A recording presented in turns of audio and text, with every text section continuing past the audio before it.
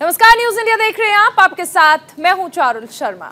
Hello India में आप सभी का स्वागत। मैं आपके साथ सागर मिश्रा। एक बड़ी खबर आ रही है, G20 की अध्यक्षता के लोगों का अनावरण, थीम वेबसाइट का अनावरण भी करेंगे पीएम। वीडियो कॉन्फ्रेंसिंग के जरिए अनावरण करेंगे पीएम 1 दिसंबर को G20 की अध्यक्षता। तो बड़ी खबर आपको बता दें, G20 की अध्यक्षता से जुड़ी यह बड़ी खबर है, जिसके लोगों का अनावरण किया जाएगा और इसके साथ ही वेबसाइट का भी अनावरण खुद प्रधानमंत्री नरेंद्र मोदी करने वाले हैं। वीडियो कॉन्फ्रेंसिंग के जरिए यह अनावरण होगा और 1 दिसंबर से G20 की अध्यक्षता ग्रहण करेगा भारत। इंडोनेशिया में G20 की अध्यक्षता ग्रहण करेगा भारत। प्रधानमंत्री नरेंद्र मोदी आज भारत की G20 की अध्यक्षता के लोगो, थीम और वेबसाइट का अनावरण करने वाले हैं। विदेश मंत्रालय ने सोमवार को इसकी घोषणा करते हुए कहा कि G20 की अध्यक्षता भारत को अंतर्राष्ट्रीय महत्व के महत्वपूर्ण मुद्दों पर वैश्विक एजेंडे में योगदान करने का अवसर प्रदान करेगी। वहीं मंत्रालय ने यह भी कहा कि देश की G20 की अध्यक्षता की ये लोगो, थीम और वेबसाइट भारत के संदेश और दुनिया के प्रति उनकी व्यापक प्राथमिकताओं को प्रतिबिंबित करेंगे। भारत 1 दिसंबर से इंडोनेशिया की G20 की अध्यक्षता ग्रहण करेगा। G20 या 20 देशों का समूह दुनिया की प्रमुख विकसित और विकासशील अर्थव्यवस्थाओं का एक अंतर सरकारी मंच है। इसमें अर्जेंटीना, ऑस्ट्रेलिया, ब्राजील, कनाडा, चीन, फ्रांस, जर्मनी और भारत, इंडोनेशिया तमाम ऐसे देश हैं। बिल्कुल, विदेश मंत्रालय ने कहा कि प्रधानमंत्री 8 नवंबर को शाम 4:30 बजे वीडियो कॉन्फ्रेंसिंग के जरिए भारत की G20 की अध्यक्षता के लोगो, थीम और वेबसाइट का अनावरण करने वाले हैं।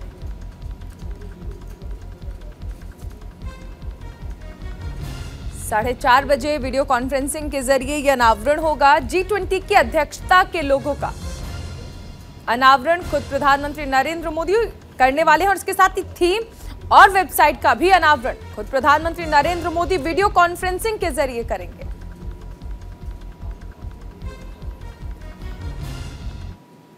एक और बड़ी खबर आ रही है, हिमाचल दौरे से जुड़ी हुई आ रही है। हिमाचल दौरे पर हैं कांग्रेस अध्यक्ष मल्लिकार्जुन खड़गे।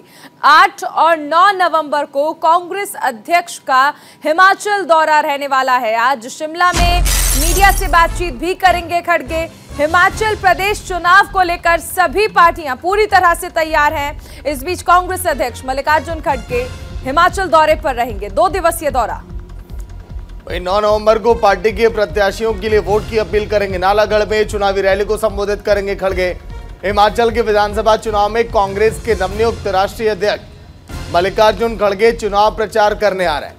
अपने कार्यक्रम के मुताबिक आज कांग्रेस अध्यक्ष खड़गे शिमला में मीडिया से मुखातिब होंगे और 9 नवंबर को शिमला ग्रामीण में राष्ट्रीय अध्यक्ष रैली को भी संबोधित करेंगे। बनूटी में खड़गे इस जनसभा को संबोधित करेंगे और इसके बाद वो नालागढ़ रवाना होंगे। साथ ही चुनावी जनसभा को भी संबोधित करेंगे। खड़गे से पहले कांग्रेस के सचिन पायलट समेत तमाम बड़े लीडर अपने अपने उम्मीदवार के लिए रैलियां संबोधित कर चुके हैं। अखिल भारतीय कांग्रेस कमेटी का शीर्ष नेतृत्व पूरी तरह से चुनाव प्रचार के लिए मैदान में उतर चुका है। कांग्रेस नेता आनंद शर्मा और राजीव शुक्ला पहले से ही हिमाचल में डटे हैं। हिमाचल में चुनाव जीतने के लिए पार्टी पूरी तरह से प्रचार में अपनी ताकत झोंक चुकी है। मल्लिकार्जुन खड़गे की अगर हम बात करें तो मौजूदा समय में जिस तरह से कांग्रेस की अध्यक्षता उन्होंने ग्रहण की, उन्हें चुना गया, एक बड़ी जिम्मेदारी, क्योंकि लोकसभा चुनाव की पहले एक सेमीफाइनल मुकाबला ये माना जा रहा है इन 2 राज्यों में।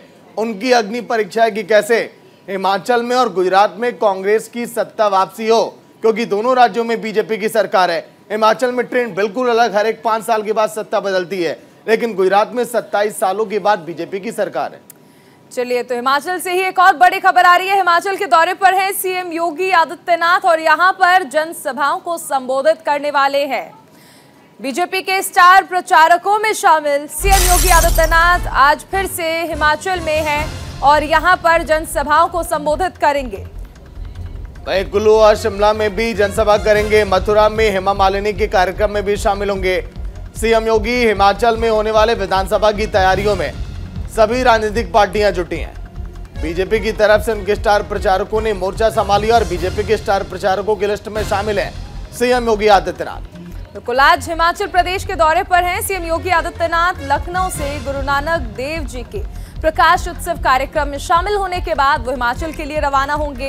हिमाचल में योगी अपनी प्रस्तावित रैलियों को संबोधित करेंगे। योगी आदित्यनाथ हिमाचल में कांगड़ा, कुल्लू और शिमला की विधानसभाओं में जनसभा करेंगे और उसके बाद सीएम योगी मथुरा के लिए रवाना हो जाएंगे, जहां योगी बीजेपी सांसद हेमा मालिनी के जरिए आयोजित महारास कार्यक्रम में शामिल होंगे।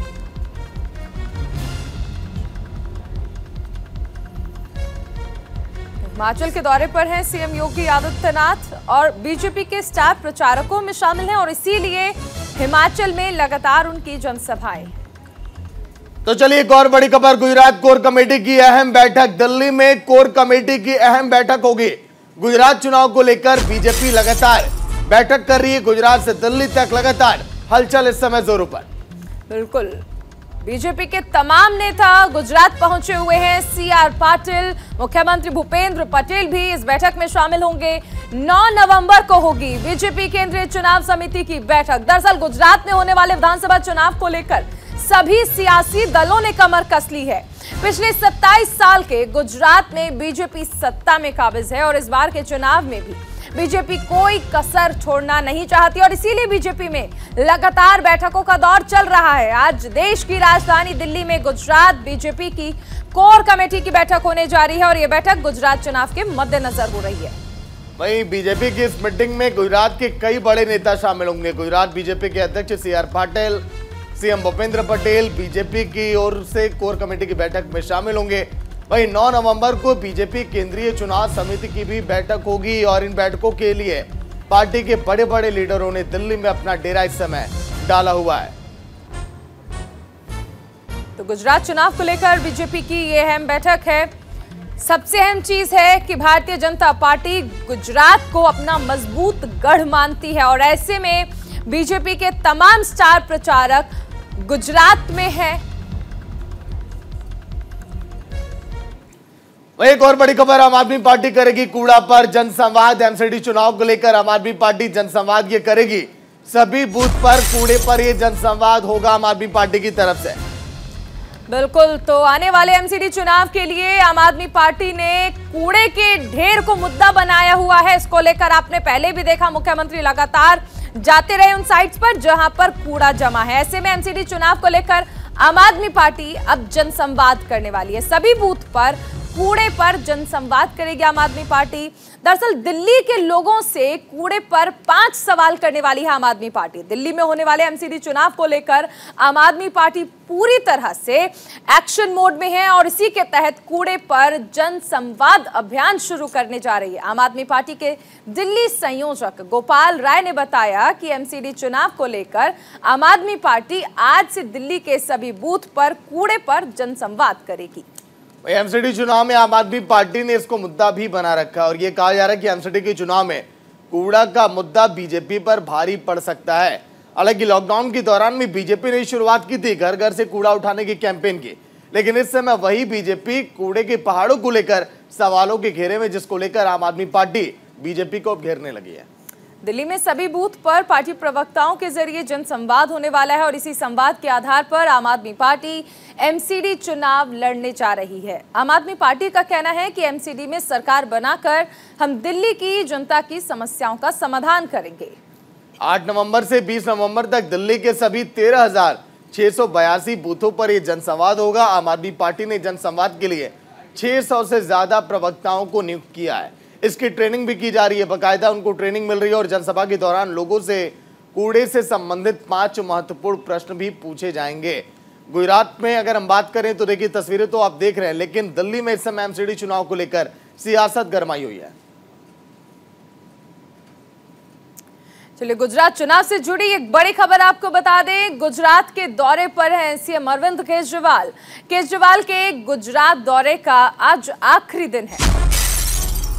जूनागढ़, केशोद और मांगरोल में भी रोड शो करेंगे 4 से 8 नवंबर तक। गुजरात के दौरे पर थे अरविंद केजरीवाल, दिल्ली के सीएम और आम आदमी पार्टी के संयोजक। अरविंद केजरीवाल पिछले 5 दिनों से गुजरात के ही दौरे पर थे। आज सीएम केजरीवाल के गुजरात दौरे का आखिरी दिन और आखिरी दिन भी कई बड़ी तैयारियां कि कैसे जनता तक पहुंचा जाए, कैसे वोटरों को अपनी तरफ आकर्षित किया जाए, क्योंकि गुजरात एकदम नया आम आदमी पार्टी के लिए पहली बार चुनावी मैदान में, वहां पर आम आदमी पार्टी बिल्कुल, केजरीवाल गुजरात के जूनागढ़, केशोद और मांगरोल में चुनावी जनसभाओं को संबोधित करेंगे। अरविंद केजरीवाल 4 नवंबर से दरअसल गुजरात दौरे पर हैं और यहां केजरीवाल की 11 रैलियां थी जिनमें उन्होंने अपने प्रत्याशियों के लिए चुनाव प्रचार किया है। गुजरात के विधानसभा चुनाव में आम आदमी पार्टी की एंट्री ने चुनाव को और भी दिलचस्प बना दिया। गुजरात में खुद को मजबूत मान रही है बीजेपी और ऐसे में आम आदमी पार्टी के आने से परेशानियां तो दोनों पार्टियों की बढ़ेंगी, चाहे वो आम आदमी पार्टी जिस तरह से बेहतर प्रदर्शन कर रही है, कांग्रेस और बीजेपी दोनों की। अरविंद केजरीवाल के साथ गुजरात में ही पंजाब के सीएम भगवंत मान भी रहने वाले हैं और कई रैलियों को संबोधित कर उन्होंने अपने प्रत्याशियों के लिए भी वोट मांगे थे। ऐसे में सबसे अहम चीज है कि अब गुजरात में मुकाबला त्रिकोणीय होता नजर आ रहा है। गुजरात में जहां पर 182 विधानसभा सीटें, लेकिन तमाम गारंटी योजनाओं के दम पर, चाहे वो रोजगार को या फिर महिलाओं को बेहतर सुविधाएं देने के नाम पर ही क्यों ना हो। बिल्कुल, इस बीच एक और बड़ी खबर आ रही है। पूर्व आईपीएस डीजी बंजारा करेंगे अपनी पार्टी का ऐलान। प्रजा विजय पक्ष के नाम से होगा नई पार्टी का ऐलान। गुजरात चुनाव से पहले बंजारा करेंगे नई पार्टी लॉन्च। गुजरात के पूर्व आईपीएस अधिकारी डीजी बंजारा राज्य में चुनाव से पहले अपनी पार्टी को लॉन्च करेंगे। डीजी बंजारा ने घोषणा की है कि आज अपनी नई पार्टी का ऐलान वो करने जा रहे हैं। डीजी बंजारा ने आज विधानसभा चुनाव से पहले प्रजा विजय पार्टी का गठन किया है। बंजारा ने गुजरात को भय और भ्रष्टाचार से मुक्त करा निर्भय प्रजा राज स्थापित करने का ऐलान किया है। बंजारा आज अपने नए दल प्रजा विजय पार्टी की आधिकारिक घोषणा करने वाले हैं। डीजी बंजारा इससे पहले हिंदू धर्म और संस्कृति की रक्षा के लिए कई महीनों तक गुजरात में जन जागरण अभियान चला चुके हैं और अब उन्होंने गुजरात को भय और भ्रष्टाचार से मुक्त कर निर्भय प्रजा राज स्थापित करने की घोषणा की है।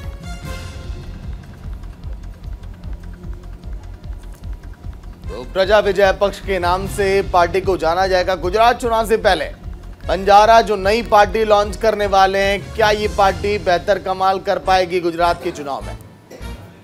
क्योंकि उम्मीदें हैं इनको प्रजा विजय पक्ष के नाम से जब पार्टी का ऐलान होगा तो इनके पक्ष में वोटर जो है आएंगे और इन्हें बेहतर परिणाम दिखाई देगा। एक और बड़ी खबर जिसका जिक्र हम करेंगे, लेकिन आपने देखा जिस तरह से नई पार्टी का लॉन्च तो होने वाला, लेकिन कर्नाटक से बड़ी खबर, जहां पर जिला अदालत से जुड़ी ये बड़ी खबर आपकी टीवी स्क्रीन पर। भारत जोड़ो यात्रा को एक बड़ा झटका लगा है। बड़ी खबर कर्नाटक से, बेंगलुरु कोर्ट के फैसले से बड़ा झटका लगा भारत जोड़ो यात्रा को। और तो और ट्विटर हैंडल की अगर हम बात करें तो भारत जोड़ो यात्रा के ट्विटर हैंडल को भी ब्लॉक करने के आदेश अब दिए गए। तस्वीर आप देखिए भारत जोड़ो यात्रा की।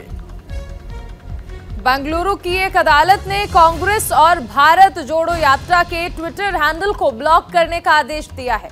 बताते चले कि कांग्रेस भारत जोड़ो यात्रा को वरिष्ठ कांग्रेस नेता राहुल गांधी लीड कर रहे हैं।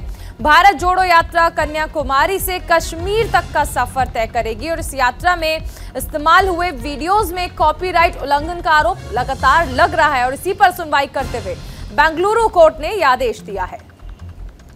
वही कांग्रेस के वकील इस आदेश को ऊपरी अदालत में चुनौती देने की बात भी अब कह रहे हैं, क्योंकि भारत जोड़ो यात्रा जो इस समय धीरे धीरे अपने अंतिम पड़ाव की तरफ पहुंचने तो वाली है, लेकिन राहुल गांधी के इस भारत जोड़ो यात्रा को चुनावी कैंपेन के तौर पर तो देखा जा रहा है, लेकिन भारत जोड़ो यात्रा को अगर इस तरह से झटका लगेगा तो फिर कांग्रेस की जो उम्मीदें हैं थोड़ा सा उसको भी अब झटका लगेगा।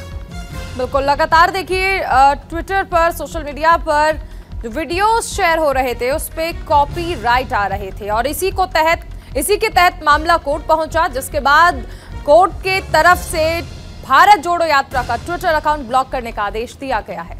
KGF 2 की थीम पर राहुल गांधी की इस रैली में कई लोग चलते हुए दिखाई दिए और उसी पर आपत्ति जताई गई कोर्ट की तरफ से।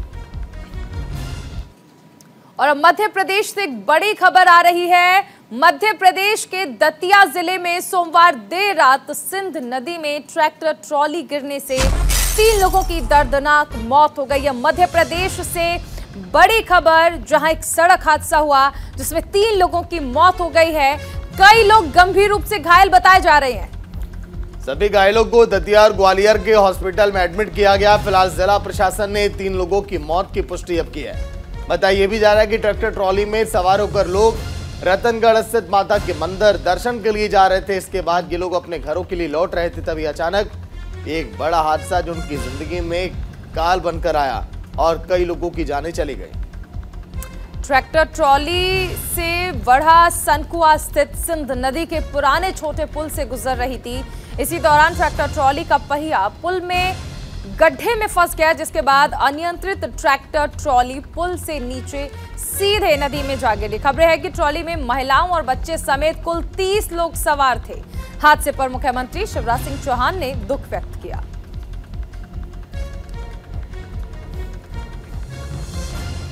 मध्य प्रदेश में ये बड़ा हादसा हुआ है। 3 लोगों की दर्दनाक मौत। सिंध नदी में दरअसल ट्रैक्टर ट्रॉली गिर गई।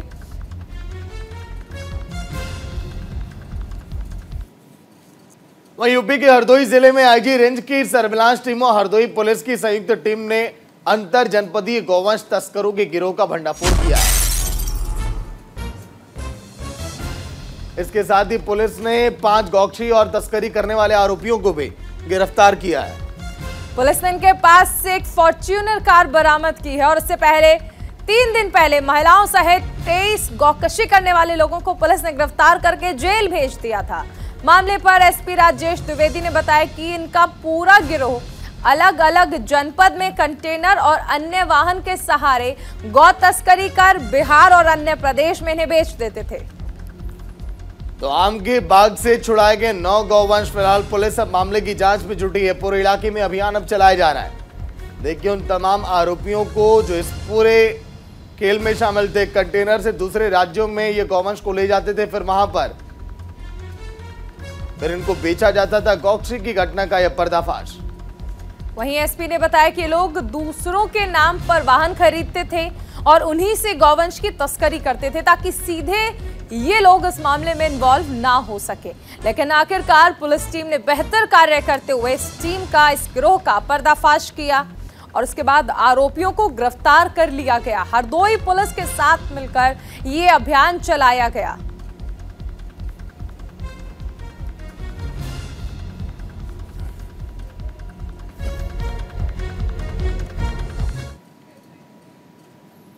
एक और बड़ी खबर सूरत में वंदे भारत एक्सप्रेस पर पथराव की खबर है। इस ट्रेन में एआईएमआईएम के चीफ असदुद्दीन ओवैसी पार्टी नेताओं के साथ सफर कर रहे थे।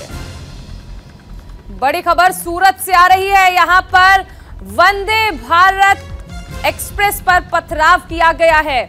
इस ट्रेन में एआईएमआईएम चीफ असदुद्दीन ओवैसी अपनी पार्टी के नेताओं के साथ सफर कर रहे थे और उनकी पार्टी का दावा है कि जब ओवैसी गुजरात में वंदे भारत एक्सप्रेस में यात्रा कर रहे थे तभी उनकी ट्रेन पर पथराव किया गया। हालांकि इस पथराव में ओवैसी और अन्य यात्री पूरी तरह से सुरक्षित बताए जा रहे हैं। इस तरह से गुजरात चुनाव में ओवैसी की भी एंट्री हो गई है। एआईएमआईएम ने आगामी गुजरात विधानसभा चुनाव के लिए 30 सीटों पर अपने उम्मीदवारों को उतारने का फैसला लिया है ताकि कैसे गुजरात के मुस्लिम वोटरों को अपने पाले में किया जाए और समीकरण थोड़ा बिगाड़ा जाए अन्य पार्टियों का। पार्टी ने पिछले महीने के आखिर में 5 सीटों पर अपने उम्मीदवारों के नाम का ऐलान किया था। ओवैसी का कहना है कि एआईएमआईएम गुजरात के लोगों की मजबूत और स्वतंत्र आवाज बनकर उभरेगी। हालांकि इन तमाम दावों के बीच गुजरात में इस पथराव के बाद राजनीति किस तरह से गरमाएगी ये देखना दिलचस्प होगा, क्योंकि असदुद्दीन ओवैसी लगातार सत्तारूढ़ पार्टी पर हमलावर है और ऐसे में जिस ट्रेन से वो सफर कर रहे थे अपनी पार्टी के नेताओं और कार्यकर्ताओं के साथ, जब उस पर पथराव किया जाएगा तो जाहिर सी बात है ओवैसी इस बात पर भी सत्तारूढ़ पार्टी को, सरकार को घेरेंगे जरूर।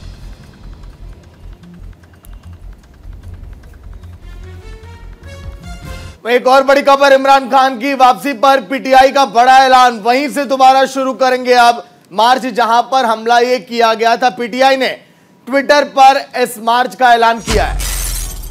बड़ी खबर आपको बता दें, पाकिस्तान के पूर्व प्रधानमंत्री इमरान खान पर जहां हमला हुआ था, अब वहीं से एक बार फिर से हकीकी लॉन्ग मार्च को शुरू करेंगे। पीटीआई ने ट्वीट करके इस बात का बड़ा ऐलान किया है कि वहीं से दोबारा शुरू करेंगे मार्च जहां पर हुआ था हमला। पीटीआई ने अपने ट्विटर हैंडल पर इस बात का ऐलान किया है। वजीराबाद में मार्च के दौरान इमरान को गोली लगी थी। 10 से 14 दिनों में रावलपिंडी पहुंचेगा इमरान का मार्च।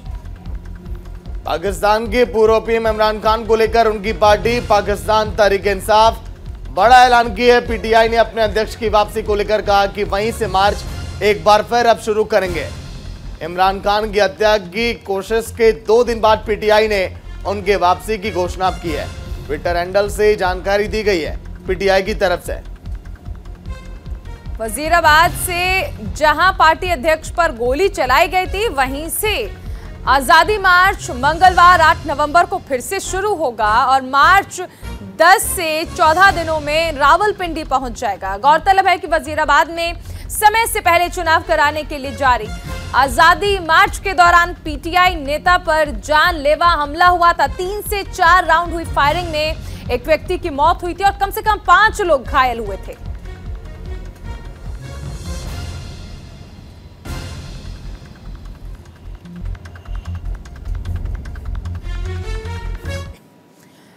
तो पीटीआई की ओर से ये बड़ा ऐलान किया गया है कि जहां पर इमरान खान पर हमला हुआ था, एक बार फिर से उसी जगह से मार्च को शुरू किया जाएगा।